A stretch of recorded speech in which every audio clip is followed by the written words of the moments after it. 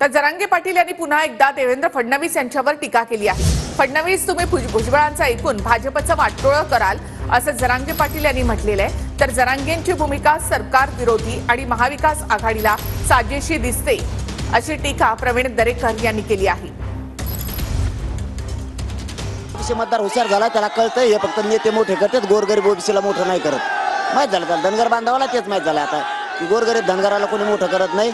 हे नेते 10-5 मोठे करते आणि मराठ्याला माहीत झालंय की मराठीच 10-5 मोठे करते आणि गोरगरिबाला मोठं करणार नाही।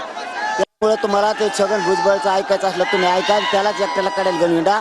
तुम्ही दोघंच राहता, सगळं भाजपचं वाटोळं फडणवीस साहेब तुम्ही करता, छगन भुजबळचं ऐकून महाराष्ट्रातल्या भाजपचं वाटोळं करून टाकता।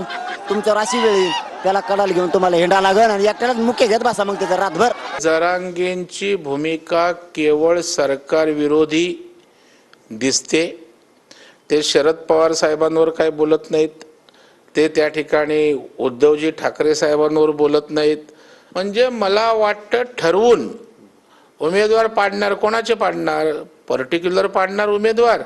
आज आपण शरद पवार साहेबांनी भूमिका स्पष्ट केली का? म्हणजे दुरून डोंगर साजरे तसं लांबून मजा बघायची, असं काम चाललेलं।